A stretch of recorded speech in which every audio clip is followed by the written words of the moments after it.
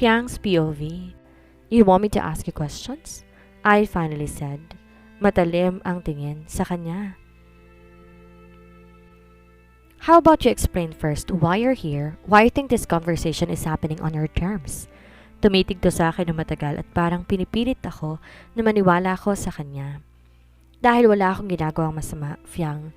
Misunderstanding lang lahat ng to. Misunderstanding? Nakita ko yung messages, Indigo. I read them myself. At si Fatima na nga mismo nagsabi. Ako kasi ang tanungin mo. Malakas ni Indigo na tono.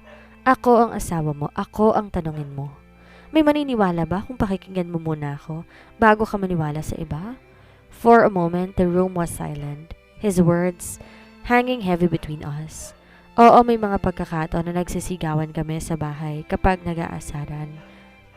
Pero yung ganito, hindi ako sanay. Na ganito, ang pagtaas ng boses so full of urgency. It threw me off balance for a split second. I questioned everything. Fine.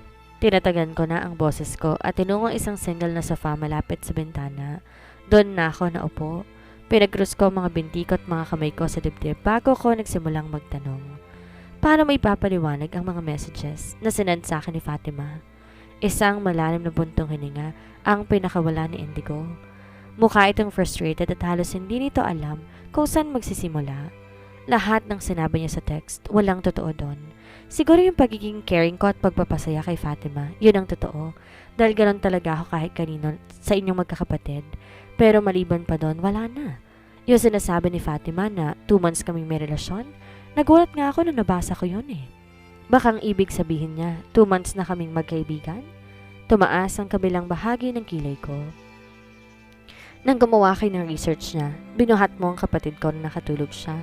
At sinabi mo daw na hagkan ka that something happened. Wala. Putol ni Indigo sa sasabihin ko pa. Hindi ko alam kung saan nanggaling yon, pero wala namang ganun. Totoong binuhat ko si Fatima papunta sa kwarto dahil malamig sa sala, pero umalis din ako kaagad at lumipat sa kwarto natin. Saglit kong pinagmasdan si Indigo. Hindi ko alam kung maniniwala ba ako sa kanya o hindi. How about the flowers and chocolates? Ngayon lang din rumihistro sa akin na yon ang tuyong bouquet na natanaw ko noon sa kwarto ni Fatima. He sighed again, raking his hand through his hair, clearly frustrated. Hindi ko alam na si Fatimang kumuha noon. I left them in the living room for you. Binili ko yon pagkatapos ang iyong unang malaking meeting para i-congratulate ka. Pero mainit ang ulo mo noon, kaya nahiya ako ibigay sa iyo ng direkta. I had no idea she'd the one who take them. Ang pagkakamali ko, hindi ko nilagyan ng pangalan yung card kung para yun kanino. Congratulations lang ang nilagay ko. Malay ko bang nung araw din yun na ipasa ang exam na research niya? Siguro inisip ni Fatima na para sa kanya yon. Pinagmasdan ko ng mabuti si Indigo. Nakaramdam ako ng kakaibang halo ng galit, pagdududa at pagkarito na umikot sa loob ko. Date, ang sabi ni Fatima. Kapag sinusundo mo siya sa school bago siya umuwi, nagde-date muna kayo. Mali, Fiang. Never kaming na-date. Oo, may pagkakataon. 2 beses. Dumaan kami sa restaurant dahil gutom daw si Fatima at masarap daw ang pagkain doon. What was I supposed to do? Alangan namang tiisin ko ang kapatid mo at hayaang magutom. Di ko naman alam na i-consider niya yun as date. At oo, he continued. Binibigyan ko siya ng pera, allowance niya. Pero dahil ayoko mag-alala ka kay Fatima o kay Patrick. Patrick? Kumunot ang noo ko. Pati si Patrick binibigyan mo? Oo, pareho sila. Kapag inabutan ko si Patrick ng allowance, meron din si Fatima para walang mainggit sa kanila. Natahimik akong bigla. Naikuyom ko ang pangat, di ko alam anong isasagot ko. His explanation made sense on the surface, pero di ko rin magawang maniwala ng 100%. What if nagsisinungaling si Indigo para di ako makipaghiwalay at dito mawala ng mana? Yung picture mo sa Villases Park. Hindi ko pa man natutuloy ang tanong ko na unahan niya na akong pag-iling. Iba ang dating sa kanya ng pagtulong ko, Fiang. Siya itong kumontak sa akin at sinabing ayaw niya sa bahay ng daddy niyo dahil natatakot siya na baka saktan siya ulit. Nagpatulong siya na maghanap ng apartment para makalipat dahil nahiya na raw siya sa kaibigan niya na 1 linggo niyang tinuloyan mula nang umalis siya sa bahay natin. What? Kaibigan? Hindi siya umuwi kay daddy? Hindi, Fiang. Kanina lang umalis si Fatima sa bahay ng kaibigan niya, kaya habang di ko siya nahanapan ng apartment, naisip ko dalhin muna siya sa Villases Park, sa bahay ni Ashan at Paula. Di sila nagkakalay ng edad ni Paula kaya naisip ko mas okay na yon para may kasama rin si Paula pag nasa trabahong kakambal ko. Inalok ko si Fatima ang bumalik sa bahay natin pero ayaw niya. Di ko alam bakit. Ayaw niyang sabihin. Ang pagkakamali ko, hindi ko sinabi sa yung sitwasyon ng kapatid mo. Ayaw niya rin kasing ipasabi eh. Nakiusap siya kung pwede, amin na lang yon para di ka na raw mag-alala. Kitang-kita ko ang pagod sa mga mata ni Indigo. Ang pagbagsak ng mga balikat nito na para bang pasa nito ang lahat. Could this really be just a misunderstanding? Pero bakit? Sakaling totoo ang sinabi ni Indigo, bakit to nagawa sa akin ni Fatima? Meron pa akong tanong. Where were you? Where did you sleep the night you didn't come home? Alam mo ba hindi rin umuwi si Fatima sa bahay ng gabing yon? It's confidential, Fiang. Hindi ko pwedeng sabihin sa'yo. A bitter laugh escaped me. Kung hindi mo sasabihin sa akin, di ko magagawang paniwalaan ang mga nauna mong sinabi. He sighed heavily, running his fingers through his hair again in frustration. I could tell that he was torn but that wasn't enough for me anymore. I needed the truth, all of it. Galing ako kay Indra. Indra? Yung kakambal mo? Oo. Bakit? Fiang, I can't tell. Napahinto si Indigo sa kalagitnaan ng pagsasalita na makita ang babaeng babalang tingin na may nakapukol sa kanya. My patience was thin and he could tell. Si Ashton sanang kailangan niya dahil matinong kausap daw ang kahanap niya. May problema kasi siya noon pero dahil may asawa na si Ashton, di makaalis basta-basta. Ako ang pumunta para damayan siya, malaki ang problema niya. He fell in love with someone else even though he was already set up for an arranged marriage. Willing siya i-cancel ang engagement niya, willing mawalan ng mana para sa babae. It was a mess and he needed someone to talk to. Hindi ko sinabi sa'yo dahil confidential at ayaw niyang may makaalam. Hanggang ngayon, walang alam ang pamilya namin tungkol doon. Kaming triplets pa lang, plus ikaw. Nakatitig ako kay Indigo, inaaral ang mukha niya. Paano mo ako makukumbinse na totoo ang lahat ng sinasabi mo at di ka nagsisinungaling para lang maingatan ang mana mo? Bumakas na naman ang ines sa mukha ni Indigo. Naka-explain na ako, Fiang. Kahit baliktarin mo ang buong pagkatao ko, wala kang makikita sa sinabi ko na hindi totoo. He ran a hand through his hair again. Kanina pa siya sumasabunod sa buhok niya, kaya sobrang gulo na ngayon. But it was impossible to deny he still looked handsome. Hirap pala pag pinanganak na loko-loko, no? Kahit seryoso ka, iisipin pa rin nagloloko ka. Kasalanan talaga to ni Tito Canor eh. Bakit kasi siya pang inidolo ko? Kung paniniwalaan kita, lalabas na nagsisinungaling sa akin ng kapatid ko? Ani ko rito. Malamang, alangang ako nagsisinungaling sa'yo. Naalala ko pa ang pangako ko sa'yo nung una tayong kasal, Fiang. Nangako ko sa'yo ng katapatan at hindi ko sisirain yon. Kung magloloko ko, bakit pa ako pumayag magpakasal? Knowing that my betrayal would come back to haunt me? Mag-isip kang mabuti, Fiang. Alam ko sa ating dalawa, mas matalino ka. Kayang-kaya mo na timbangin ang sitwasyon. Kung sino sa amin ni Fatima ang nagsisinungaling? Hindi ako kumibo but the sincerity in his eyes begged me to consider the impossible. To believe in him and the life we had been barely begun to build together. Ngayong tapos ka nang magtanong, ako naman. And I wanted to answer me honestly, just as I've been honest with you. Ani Indigo sa akin. Ang mga salita niya ay nagpapadala sa akin ng pag-aalala at naramdaman ko, bumilis ang aking puso sa tindi ng kanyang mga titig. Bigla akong namulat sa pagitan namin, which shrank the moment he stood up and walked towards me. Nung nasa harap ko na siya, yumuhuto at inabot ang kamay ko, sabay hila sa akin patayo. Nabangga ang mga katawan namin and I could feel the warmth radiating from him. One of his arms wrapped around my waist, anchoring me against him. Bakit ka naging sobrang apektado? Mahal mo na ba ako? Indigo's POV. Di ko may boses, Fiang, at nanatili lang ang tingin nito sa akin. I held her stare, trying to read even the slightest hint of what she was feeling, but I couldn't figure her out. She was a wall, not letting me even see a crack. At imbes sagutin ako, tinulak niya ako palayo at inayos ang damit niya. Sa tingin mo, magagawa akong sagutin ang tanong mo ngayon matapos sa nangyari? Sambit nito sa akin. Hindi ko nga alam kung totoo ang lahat ng sinasabi mo sa akin. Ang mga mata at salita ni Fiang tumutusok sa akin. Mas matalas kaysa inaasahan ko.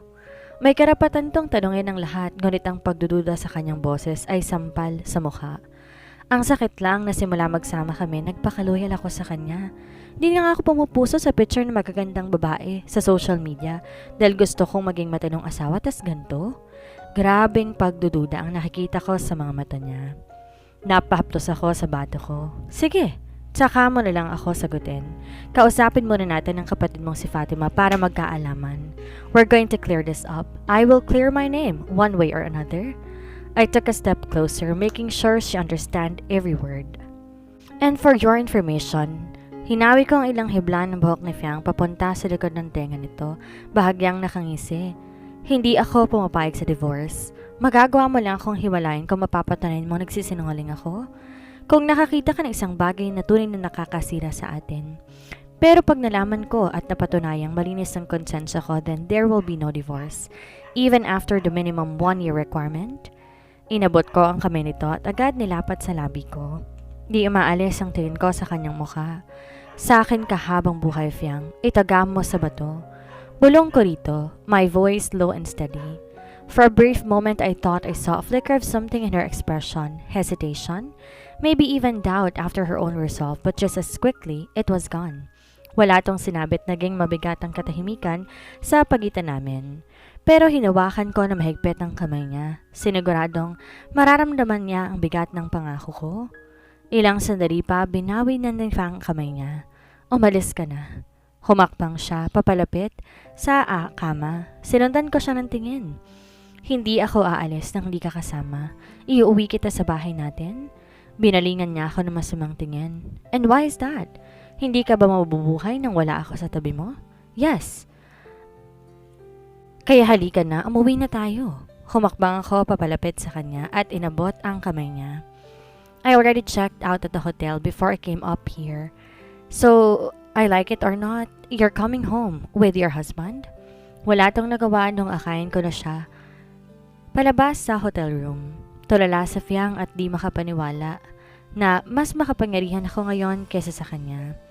Dati kasi hinayaan ko lamang siya sa lahat ng gusto niya at pinaparamdam ko sa kanya na may power siya sa akin dahil alam ko doon tumasaya. I never minded letting her call the shots, indulging her decisions without question. But this was different. Now, I needed her to understand that I wasn't going to step aside or let her slip away. If I wanted her to stay with me, if I wanted us to work, then I had been the one to take charge and I wasn't going to let anything happen, especially not her doubts, come between us. It was almost 1 in the morning when we finally got home. Nagtaka pa si Fiang nang matanaw ang sasakyan ng magulang ko sa labas ng bahay, pati na rin ang kay Indra. The only car that was missing was Daddy Los, and he and Mommy La had gone home after tracking down Fiang's hotel through their connections. Pati na rin pala ang sasakyan ni Ashton ay wala na. Dahil kanina bago ko umalis para puntahan si Fiang sa hotel, binilinan ko siyang umuwi na sila ni Paula para ma-hold si Fatima doon sa Villases Park. Iniwan kasi nila ito sa bahay nila matapos silang mabalitaan ang kagustuhang makipag-divorce ni Fiang para sumama rito papunta sa amin. Para maagapan na makaalis si Fatima, pinauwi ko rin sila kaagad kanina. Bukas naman ito kakausapin dahil alanganing oras na. Pagtuloy namin sa loob, naabutan namin si Mom and Dad sa living room. Nakaupo si Dad sa dulo ng mahabang couch at si Mom nakahiga. They were awake and I could tell they had intentionally waited for us. Nang marinig nila ang yabag namin, agad na pabangon si Mommy. Hawak ko pang isang kamay ni Fiang kaya inakay ko siya papalapit sa parents ko. Naupo kami sa couch, kaharap si Mom and Dad para sa kanila ako magpaliwanag dahil alam kong yon ang dahilan kaya sila naghintay dito. Nasaan si Maris? I asked them first, hoping to break the tension in the air. Si Mom ang sumagot. Nasa guest room, tulog na, pagpahingahin muna, alanganing oras na. After she spoke, Dad turned his gaze toward me. He didn't say anything but his look was clear. It is time for me to explain. Wala akong tinago. Ano ba mga sinagot ko kay Fiang, yun lang din ang pinagtagpi-tagpi ko para ipaliwanag ang mga side ko sa text messages ni Fatima na pinakita rin sa kanila ni Mommy La. My parents seemed to believe me or at least they were willing to give me the benefit of the doubt. But Fiang, ramdam ko ang pag-aalinlangan. Ang kanyang pagtitiwala sa mga salita ko, nanginginig pa rin at hindi sigurado. Matapos ko magpaliwanag, saglit na katahimikan ang namagitan sa amin. Fiang, baling ni Dad sa asawa ko. Naiintindihan namin ang nararamdaman mo. Bago ka gumawa ng anumang desisyon, pinapakiusapan kitang umatras at pag-usapan ng mga bagay-bagay kay Indigo. Huwag mong hayaan kang itulak ng iyong emosyon sa konklusyon na maaaring hindi totoo. It's easy to jump to the worst case scenario, but you owe it to yourself and to Indigo to seek the truth first. Investigate if you need to. Find out what's really going on. Sometimes the truth can surprise you. Pareho kaming tahimik ni Fiang habang nakikinig lang kay Dad. Nasingit niya pa sa usapan na noon ganon din daw si Mom. Mahilig daw mag-walk out pag may problema kaya hindi agad naaayos. Dahil doon binunggol siya ni Mom. But Dad continued. Kung lumalabas ng anak ko'y nagtaksil, gusto kong malaman mo, maninindigan kami sa'yo. Hindi namin kukonsentihin ang anumang kilos niya, maging ang kanyang mga kapatid. Kami ang magiging unang kakampi mo. We'll help you find the strength to move forward at susuportahan ka namin sa lahat. But first, make sure you're not acting on assumptions. Clarity is essential before you make any life-changing decisions, Fiang. Napayo ko si Fiang at pinagsiklop ang kamay. Di ko alam anong iniisip nito habang si Dad nagpatuloy uli. Pero ang tingin niya ay pinaglilipat-lipat sa amin ni Fiang. Life can throw us into turbulent waters at madaling tangiyin ng ating mga takot. Ngunit sama-sama, malalagpasan ninyong bagyong ito. Manalig sa isa't isa, maging bukas sa isa't isa at huwag matakot tanungin ang mahirap na mga tanong. Huwag idadahilan na arranged marriage kayo para hindi seryosohin ng isa't isa dahil totoo ang kasal ninyo. Sumampa kayo pareho sa harap ng Diyos, and if you want it to work, you'll need to trust and communication. It's worth fighting for, but it starts with understanding. Naintindihan niyo ba, Fiang? Indigo? Bahagya akong tumango para tumugon kay Dad. His words hitting deeper than I expected. Makalipas na ilang sandali, hindi ko inaasahan, tatango si Fiang. Sige na, magpahinga na muna kayo, alauna na. I wasn't about to let my parents drive home. Tulad ni Indra at Maris, dito ko lang din sila pinatulog dahil may bakante pang guest room sa 3rd floor. With that settled, Fiang and I made our way silently to our bedroom. She walked a few steps ahead, her silence louder than any word she could have said. Matapos ko mag-shower at magbihis, sweatpants lang, walang pang itaas, naabutan ko siya nakahiga sa gilid ng kama. May unan nakapagitan sa gitna na dati naming hindi dito nilalagay. Isang ngisi ang sumilay sa gilid ng aking labi. Alam ko, ang gusto nitong iparating. Gusto nito ng distansya, isang paalala na hindi ako welcome sa espasyo niya ngayon. Kaya hinayaan ko na lamang muna siya. Maingat akong sumampa sa kabilang side ng kama para ipahinga na rin ang katawan at isip ko dahil na-stress pati ball joint ko sa problemang to.